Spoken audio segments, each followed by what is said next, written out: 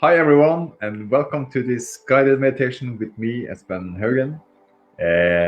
Reading from the book The Law of Attraction by Esther and Hicks. We continue reading from page 91 now. So we start there. Welcome everyone, and happy beautiful Monday. So good. So just find a comfortable place to sit and relax and allow the energy, the words to come through. Feeling, just relaxing, quieting your mind, breathing if you want to, and whatever what feels best to you, and then listen. So, this is good. This is from the book here, The Law of Attraction. Really good book. Have a beautiful day, Jen. So, attention to what is only creates more what is. The law of attraction is responding to you, to your point of attraction. And your point of attraction is caused by your thoughts. The way you feel is caused by the thoughts that you are thinking. So the way you feel about yourself is your strong and powerful magnetic point of attraction. When you feel poor, you cannot attract prosperity. When you feel fat, you cannot attract thin. When you feel lonely, you cannot attract companionship. It defies the law. Many around you want to point out reality to you. They say, face the facts, look at what is. And we say to you, if you are able to see only what is, then by the law of attraction, you will create only more of what is.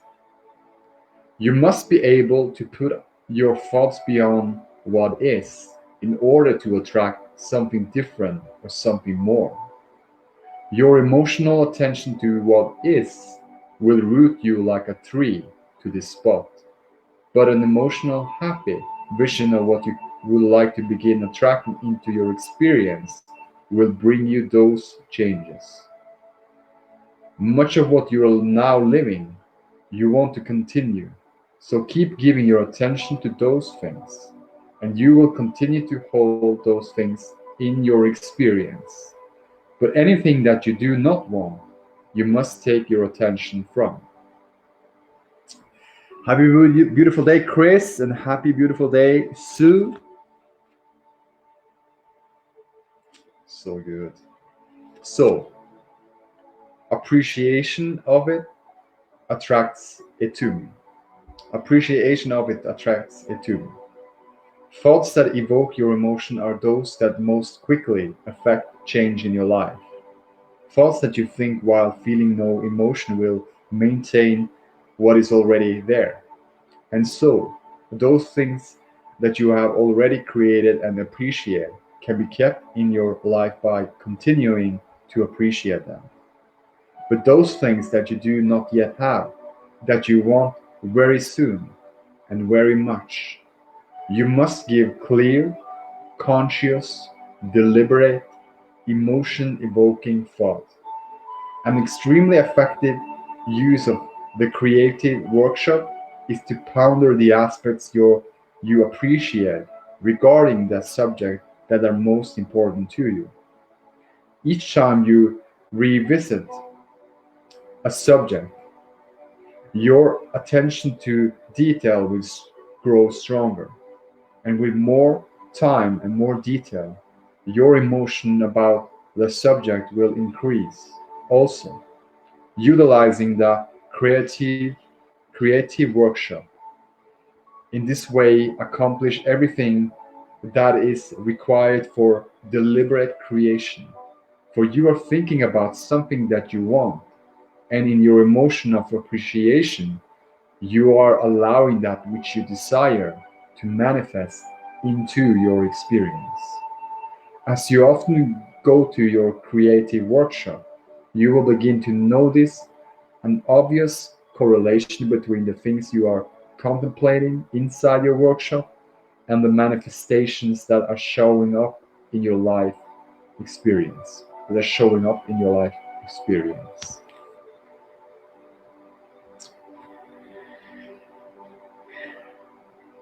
This is good. Will universal laws work without my belief? Jerry asking. Abraham, tell me, these laws that you speak of, these universal laws, do they work even if we don't believe that they work? Abraham answering. Abraham, they do, indeed. You are offering vibration even when you do not know you are doing it. That is why there is creating by default. You cannot turn your creative mechanism off. It is always functioning, and the laws are always responding. That is why there is such value in understanding the laws. Not understanding them is a little bit like coming into a game where you do not know the rules. And so, as you are playing the game, you do not understand why you are getting what you are getting. And that sort of game becomes frustrating, and most won't believe it.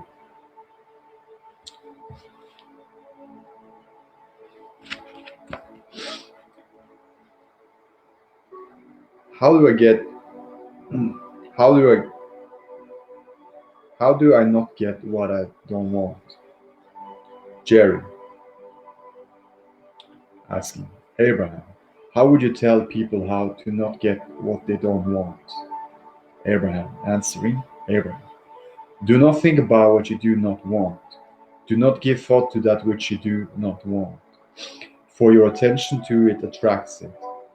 The more you think about it, the more powerful your thoughts becomes, and the more emotion comes forth.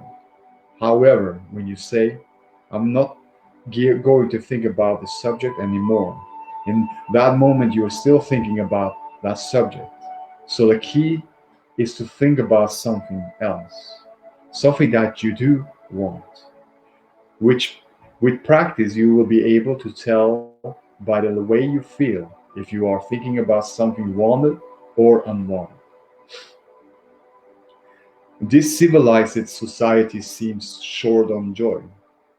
Jerry, we live in what I call a very civilized society, and in economical, economical and material aspects, we are doing relatively well.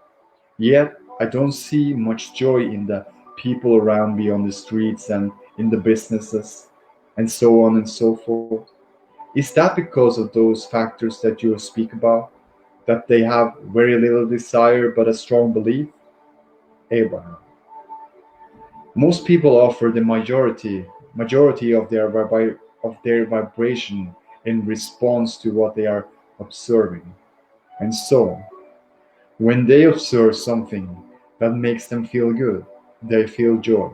But when they observe something that makes them feel bad, they simply do not feel joy.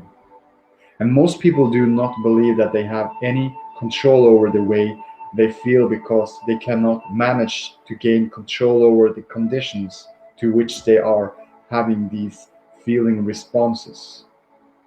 It is their belief in the lack of control of their own experience that is most responsible for the absence of joy that you are noticing. And we must remind you that if you continue to notice their lack of joy, yours will be gone as well.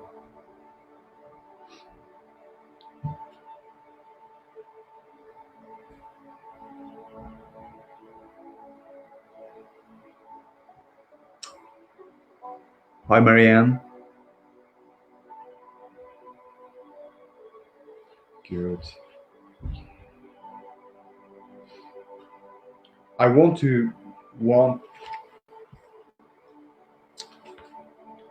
want with more passion. Jerry, you also say that if you our wanting is passionate, our belief doesn't need to be so strong. So how would we go about building a passionate desire into the workshop that you speak of? Abraham. There must be a beginning place for all things. In other words, many who are interacting with us say, Abraham, I hear what you're saying, but I don't know what I want. And so we say, begin by stating, I want to know what I want. For in setting forth that statement, you will become a magnet that will attract all sorts of data from which you can make your decisions. Begin somewhere and let the law of attraction deliver unto your examples and choices. And then the more you think about those choices, the more passionate you will be. Attention to any subject will cause it to grow stronger, and the emotion will therefore increase as well. When you think about what you want and you continue to add details to that picture, those thoughts grow stronger. When you think when you think about something that you desire, but then think about it not yet coming, and there you think about how much fun it will be to have it, and then you think about how much fun it will be to have it, but then remember that it costs us a great deal of money and you cannot yet afford it. That back and forward thinking dilutes your passion and slows the power of your thoughts. Could I release counterproductive beliefs? Could I release counterproductive beliefs?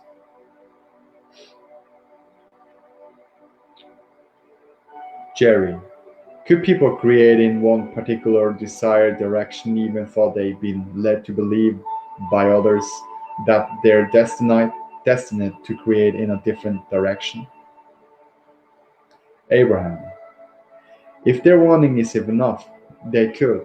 In other words, the mother we mentioned in the story earlier was thought by her society and by her own life experience to believe that she could not pick up an automobile that weighed so much, yet when her wanting was keen enough, when her child was in jeopardy, she was able to do it.